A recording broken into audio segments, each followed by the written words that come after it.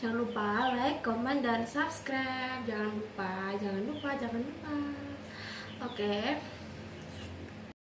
Dalam vlog aku kali ini, aku mau berbagi pengalaman aku, apa aja persyaratan dan dokumen-dokumen yang diperlukan untuk pengajuan nikah sama TNI AD.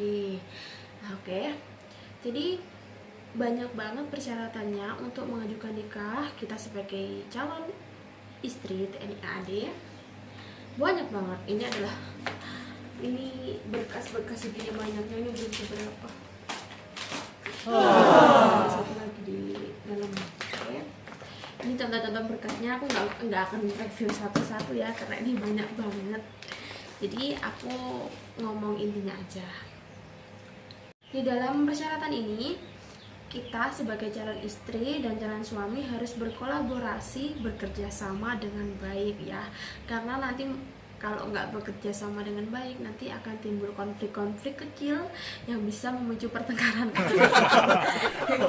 Oke, di sini kalau syarat administrasinya ada, insya Allah kurang lebih 15. Nah, ini kan setiap kantor ataupun kesatuan suami kita itu sama insya Allah kalau soal ini ya. Jadi ada 15. Yang pertama itu surat permohonan izin menikah. Nah, surat permohonan izin menikah ini di print out atau dibuat oleh suami kita. Nah, ini tuh sudah ada formatnya. Nanti suami kita tinggal minta ke kantor atau kesatuannya gitu. Nah, nanti mereka print bersama surat persetujuan orang tua atau wali nikah. Nah, ini di print dua macam ini, persyaratan 1 dan 2 ini di print out. Lalu yang persyaratan itu, permohonan izin menikah itu nanti dikirimkan kepada komandannya untuk ditandatangani. Nah, kalau yang kedua itu surat persetujuan orang tua atau wali calon istri itu nanti juga di print, nah ditandatangani juga oleh orang tua dan juga aparat desa. Kalau nggak salah waktu itu kayaknya lurah gitu ya, kayak camat kalau nggak salah itu. Nah, terus yang ketiga surat keterangan belum menikah. Ini kita harus minta surat keterangan belum menikah ini ke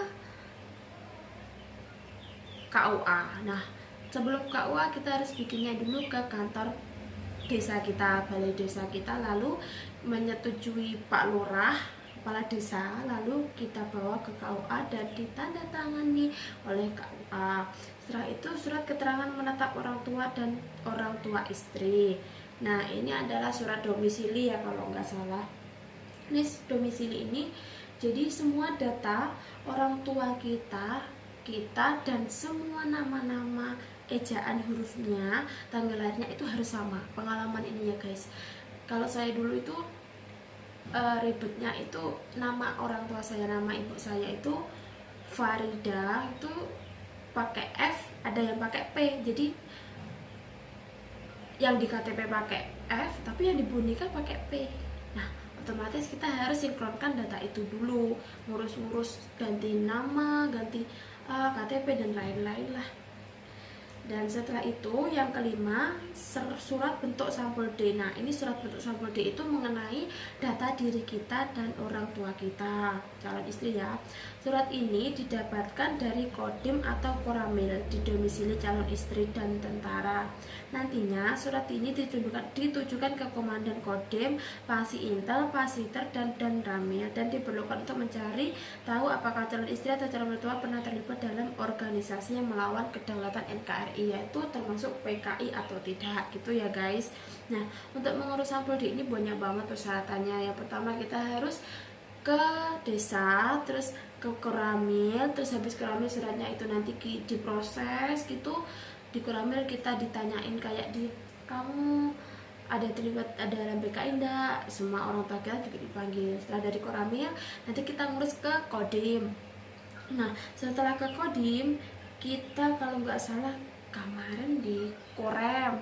Kalau aku korem, setelah itu ke Kodam. Nah setelah ke Kodam, aku surat itu turun, sampulnya turun, lalu bisa kita bawa ke kesatuannya gitu untuk pengajuan. Dan setelah itu yang keenam ada dokumen N1. N1 ini pernyataan akan menikah. Nah, N1 ini ditandatangani oleh orang tua dan istri serta diketahui oleh aparat desa. Kalau ini N1 ini aku dapatkannya di kantor desa aku ya. Setelah itu N2, asal usul calon istri. Nah, dokumen N2 ini, yang ketujuh ini, dokumen N2 ini aku dapatkannya juga minta di kantor desa aku. Yang ke-8 ada dokumen N4.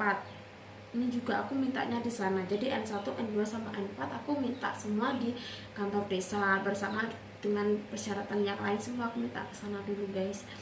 Setelah itu yang ke-10 SKCK. Jadi aku dan kedua orang tua aku harus punya SKCK ya. Nah, untuk mengurus SKCK ini juga termasuk ribet juga. Kita harus mondar-mandir dari kepala desa, dari camat, dari semuanya, kita mulai dari kantor desa kita untuk membuat surat SKCK ini. Setelah itu kita bawa ijazah terakhir calon istri, ijazah terakhir kita, akte dan akte kelahiran. Itu udah 12 ya. Yang ke-13 fotokopi KTP calon istri dan kedua orang tua calon istri. Nah, kita setelah itu yang ke-13 ada fotokopinya, oke? Calon istri dan kedua orang tua calon istri.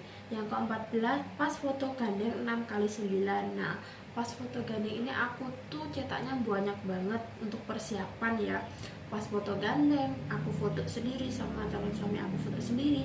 Itu aku cetak banyak supaya untuk persiapan gitu ya. Dalam ini kita harus pakai pakaian PDH dan calon suami pakai PDH, kita pakai PSK atau baju persib ya, tanpa lencana dan berlatar biru. Oke.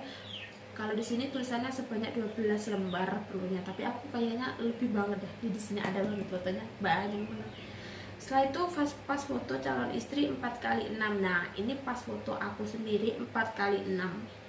Pakai baju persib sebanyak 5 lembar, tapi aku ini fotonya banyak banget aku print outnya supaya jaga-jaga biar di sana nggak kurang gitu. Oke, cukup itu dulu persyaratan-persyaratannya sebelum kita mengajukan nikah di kesatuan suami. Nanti ya kalau ada yang tanya, aku lanjut ke tes-tes yang saya laksanakan pada saat pengajuan nikah. Di situ ada 4 tes, 3 tes ya sama pertemuannya 4. Oke, thank you for watching video. Jangan lupa subscribe ya. Terima kasih, jangan di skip.